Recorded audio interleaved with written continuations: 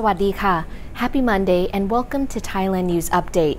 In today's news, a long breakdown of the rules of the test and go, sandbox and blue zones, Omicron variant underreported in Thailand, and 23 restaurants in Chiang Mai closed due to the rise of cases of COVID-19.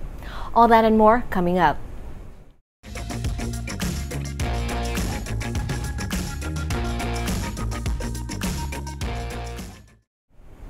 Okay, let's start with all the changes over the weekend and try to decode what all this means for you. What exactly are the rules now with the test and go, sandbox and blue zones? Last Friday's announced new COVID-19 restrictions and regulations were passed into law yesterday and enacted in the Royal Gazette. The test and go program that allowed people to enter without quarantine, requiring only a short wait while their PCR test results came back, has been suspended indefinitely since December 22nd. So new applications for test and go into Thailand are not an option at this stage for anyone. There has been a new panic for those who have already been approved for a Thailand pass under the test and go scheme. A PowerPoint slide during a presentation by the CCSA on Friday had the cutoff date of January 15 for those already approved to enter.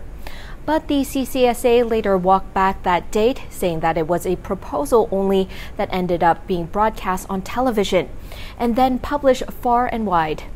Bottom line, for the time being, if you have an approved test and go application and the QR code to get into the country, you should, in theory, be allowed to enter Thailand on your original booking with no confirmed cutoff date. For now, the CCSA has announced that Phuket will be joined by 3 more sandbox programs through which people can enter the country using a 7-day soft quarantine where they can merely roam around the region without being confined to their hotel. After 7 days in a sandbox area, travelers can move onto any part of Thailand. So from tomorrow, January 11th, incoming international travelers will be able to apply for a sandbox program anywhere in the provinces of Krabi and Phang Nga, as well as the 3 Surathani provinces islands of Koh Samui, Koh Phangan and Koh Tao. There will also be a full quarantine option for other parts of the country where the length of stay ranges from 7 to 14 days depending on where you are traveling from and whether you've been fully vaccinated or not. Applications for the 4 sandboxes open on the Thailand Pass website from tomorrow, Thai time. Now to the blue zone provinces and districts. Having become more significant because of the serving of alcohol has been banned in 69 of Thailand's 77 provinces as of yesterday. Blue zones have fewer restrictions, which still allow alcohol to be served until 9 p.m. in restaurants that have received a SHA Plus certification. We also recognize that there have been many bars and clubs that have quickly been converted to makeshift restaurants to sail through this loophole in the blue zone provinces. Now, to make things a little bit more confusing, in addition to the 8 published blue zone provinces, the CCSA has added 18 districts that are now labeled blue zones, areas inside provinces that are orange zones and restricted. There's a full description of where these districts are at thetiger.com.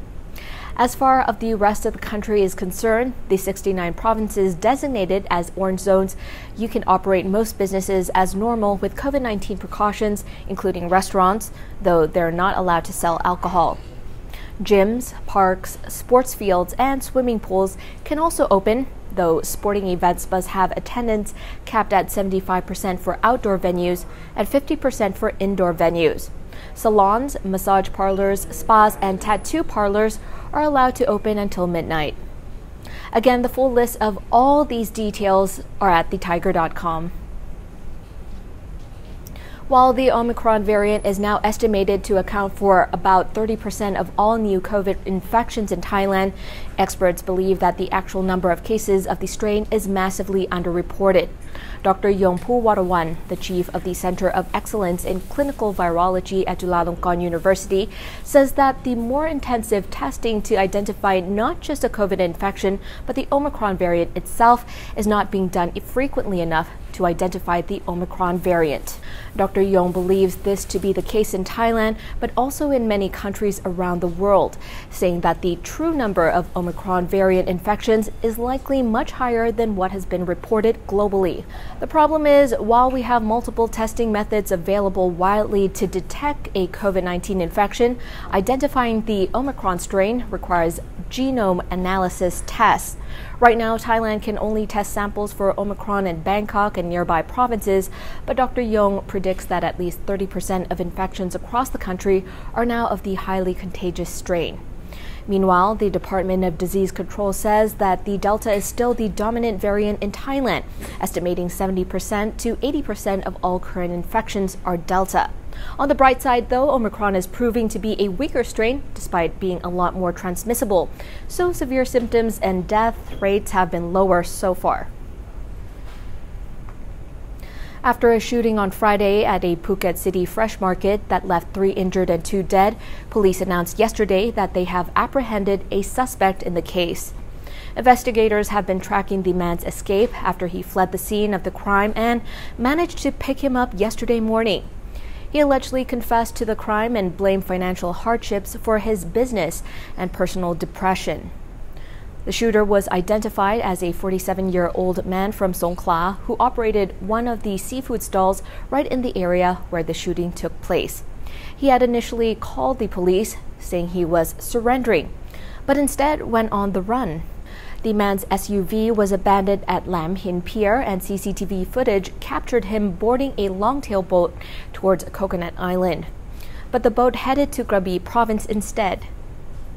He had a car waiting for him that took off towards his home province of Songkhla, and he fled to his hometown in Hat Yai. He was eventually taken into custody and held at the Hat Yai police station until around 3:30 a.m. when Phuket City Investigation Unit officers picked him up and transported him on the 7-hour journey back to Phuket, where he faces formal charges today. And in Chiang Mai, authorities have closed 23 restaurants for between 3 days and 2 weeks over the weekend.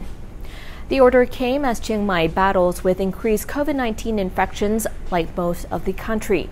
Officials inspected the 23 restaurants to see that they had closed as ordered, finding that some had already closed even before the official order closing them.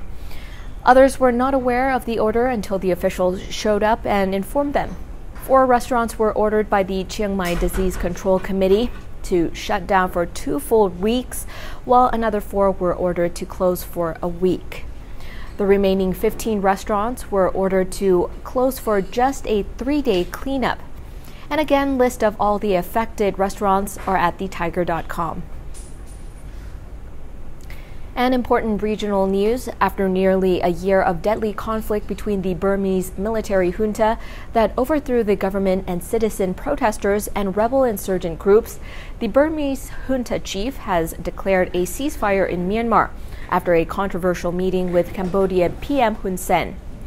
The meeting of the Cambodian PM and the Burmese army chief was held on Friday after months of ASEAN trying to send an envoy to negotiate peace in Myanmar. The Burmese junta leader said that he was asking in the interest of the people of Myanmar that all parties stay calm and refrain from any more violence in acceptance of the peace treaty. In a surprising change of course, Min Aung Hlaing says he welcomed the special ambassador to Myanmar from ASEAN to take part in the ceasefire talks with representatives from the ethnic armed organization after months of treading water trying to get representatives from the country of Southeast Asia into Myanmar with no progress. Hun Sen was the first foreign leader on Burmese soil since the coup last February. He spent 2 days on the grounds in hopes of finding solutions to the political crisis and opening up to military juntas to constructive talks with countries in the region that have a stake in the stability of Myanmar and Southeast Asia. And now for a quick update on the COVID-19 situation here in Thailand. The CCSA has reported 7,926 new cases of COVID-19 with 13 new deaths. According to the latest reports, there are currently 58,159 in care and 3,612 released from care within the past 24 hours. And that wraps up the morning news for today. Don't forget to subscribe to the channel to keep up with all the latest news around Thailand and the region. Also, stay tuned for Good Morning Thailand with Jay and Tim and Thailand News Today this evening with Jet Gunther. I'm Natty from the Thaiger. Sawadee ka.